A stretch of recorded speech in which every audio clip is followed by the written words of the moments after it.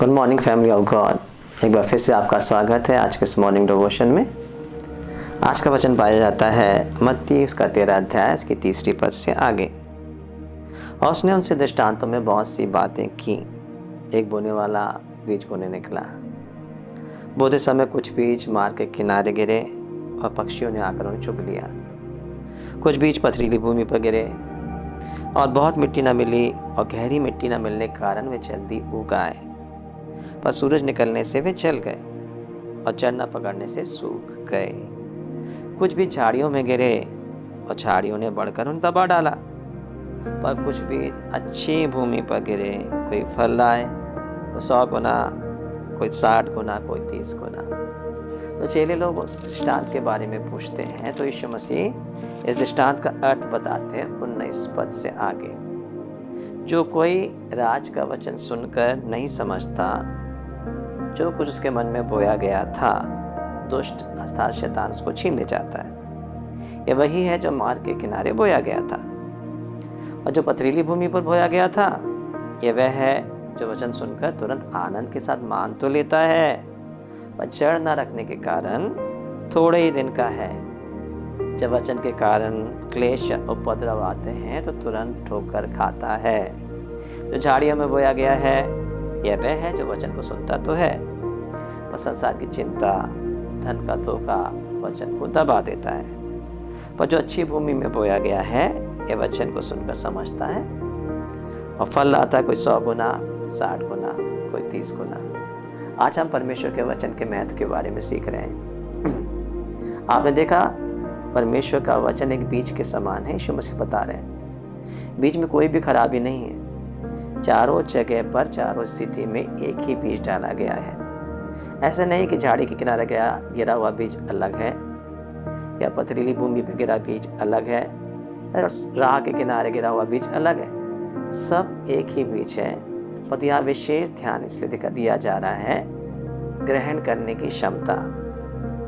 कौन व्यक्ति कैसे ग्रहण करता है? जो व्यक्ति समझता ही नहीं है। शैतान को परमेश्वर के वचन की सामत पता है।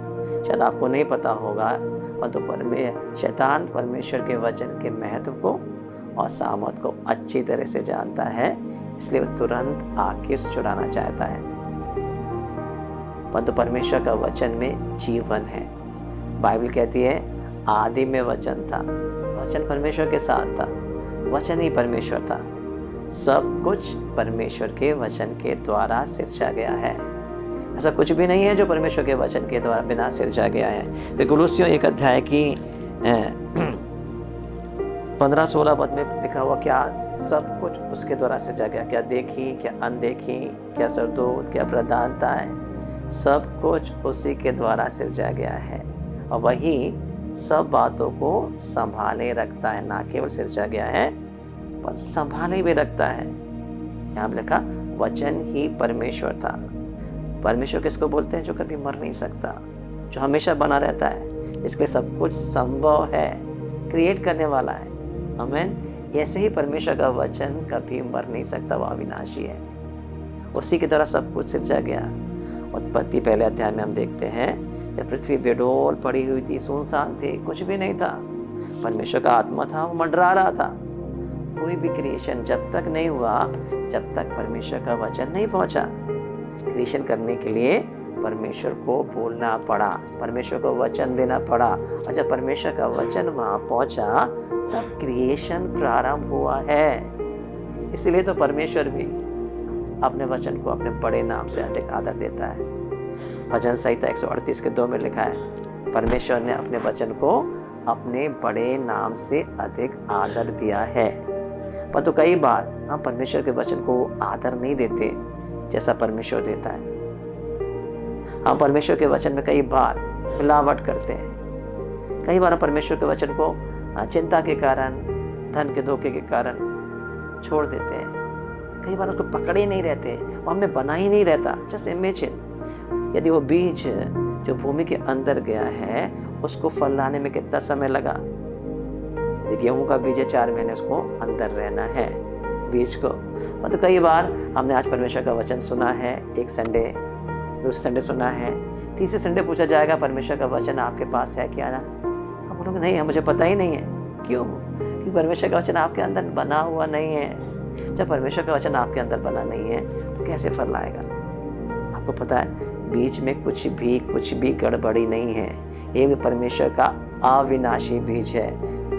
पहला पतरस के पहले अध्याय की 23 पद में ऐसा लिखा है, तुमने नाशवान नहीं पर अविनाशी बीज से परमेश्वर के सदा जीवित और सदा ठहरने वाले वचन के द्वारा नया जन्म पाया है। आपका नया जन्म कैसा हुआ? जब आपने परमेश्वर के वचन पर विश्वास किया, उसको ग्रहण किया, उसको कंसीव किया, तभी तो आपका नया जन्म हुआ है। बिना वचन के आपका नया जन्म हो ही नहीं सकता था। कुछ भी सृष्टि में बिना वचन के नहीं है। सब कुछ सृष्टि में वचन के द्वारा है, वचन में है, वचन के लिए है। यही वचन बाइबल कहती है देहधारी हुआ। परमेश्वर का वचन परमेश्वर है, सब कुछ कर सकता है, पर मनुष्य रूप में आने के लिए परमेश्वर के वचन को कंसीव करना पड़ता है। आमीन। जैसे मरियम ने क्या किया, स्वर्गदूत ने जब उसके पास आके कहा, देख तू गर्भवती होगी, पुत्र को जनेगी, वो कुंवारी है, वो किसी पुरुष को जानती भी नहीं है, वो कैसे इस बात पर भरोसा कर सकती थी, कैसे विश्वास कर सकती थी? आपको पता है आज तक साइंस बढ़ गया, विज्ञान बढ़ गया है। आज भी यदि कोई लड़की आके बोले कि परमेश्वर का आत्मा या दूत के द्वारा परमेश्वर के अनुग्रह, परमेश्वर की छाया पड़ने से मुझे गर्भवती हो गई, तो कोई विश्वास नहीं करेगा। परंतु उस समय में इस कुंवारी मरियम ने परमेश्वर के वचन पर विश्वास किया, उसको ग्रहण किया, उसको कंसीव किया, उसको अपने गर्भ में रखी रही 9 महीने तक, तब जाके वो फलवंत हुआ है। उसने अविश्वास कर नहीं किया, कैसे होगा प्रभु, होगा कि नहीं होगा, मैं विश्वास नहीं करती ना, उसने इस पर विश्वास नहीं किया। यही वचन आज भी जीवित है। परमेश्वर का वचन कभी नहीं बदलता है। वो आज, कल और युगानुग एक सा परमेश्वर है, एक सा वचन है। ये यीशु मसीह ने कहा, आकाश और पृथ्वी टल जाएंगे, तो मेरा वचन कभी नहीं टलेगा। आप समझते जब आप चल रहे हैं, कभी आपने सोचा ये पृथ्वी टल सकती, मेरे पाँव के नीचे की जमीन हट जाएगी, मैं गिर जाऊंगा? कभी नहीं आप सोचते। आप विश्वास करते हैं, भरोसा करते हैं कि पृथ्वी जहाँ मैं पाँव रख रहा हूँ नहीं टलेगी। परंतु परमेश्वर कह रहा है ये पृथ्वी टल सकती है। इससे भी ज़्यादा मजबूत परमेश्वर का वचन है। सो जब आप पृथ्वी पर अपने पाँव पर भरोसा रखते हैं, तो क्या आप परमेश्वर के वचन पर भरोसा नहीं रख सकते? परमेश्वर का वचन आज भी इतना ही प्रतापी है, इतना ही सामर्थ्य है। वो तभी काम करेगा जब वो अच्छी भूमि के समान रिसीव किया जाएगा। यदि वो बना नहीं रहेगा, जल्दी उगाएगा, झुलस जाएगा, फलवंत नहीं होगा। इसलिए याकूब के पहले अध्याय के 21 पद में लिखा हुआ है कि परमेश्वर के वचन को नम्रता पूर्वक ग्रहण करो। केवल सुनने वाले नहीं बनो, परंतु नम्रता पूर्वक ग्रहण करो। जब आप अपनी समझ का सहारा नहीं लेते हैं और परमेश्वर के वचन को पूरा आदर देते हैं, क्योंकि परमेश्वर भी अपने वचन को आदर देता है। आइए हम परमेश्वर के वचन को वैसा ही आदर दें जिसके वह योग है। जब उसे आदर देंगे, हम उसे रिसीव करेंगे, वो हम उसको ग्रहण करेंगे, वो हमारे लिए भी चमत्कार करेगा, हमारे लिए मिरेकल करेगा। ये परमेश्वर हमारा सच्चा परमेश्वर है, जीवित परमेश्वर है, उसका एक एक वचन ताया हुआ है। एक बार फिर से कहता हूँ, आकाश और पृथ्वी टल जाएंगे, परंतु परमेश्वर का वचन कभी नहीं टलेगा। यदि आपने किसी भी परमेश्वर के वचन को अपने हृदय में रख के छोड़ा है, ले लिया है, कंसीव किया है, याद रखिए उसमें लाइफ है।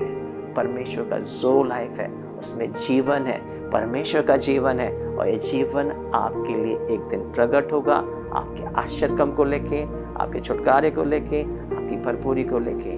आपको पता है परमेश्वर के वचन में सब कुछ है।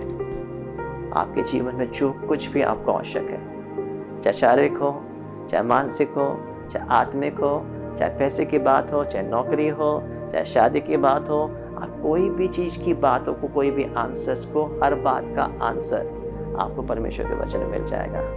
यदि हम परमेश्वर के वचन में ढूंढेंगे, हम निश्चित रूप से उत्तर को प्राप्त करेंगे और उस वचन के द्वारा उसको ग्रहण करके हम परमेश्वर की महिमा को अपने जीवन में देखेंगे। इस वचन के द्वारा परमेश्वर आपको बहुत आशीष दे।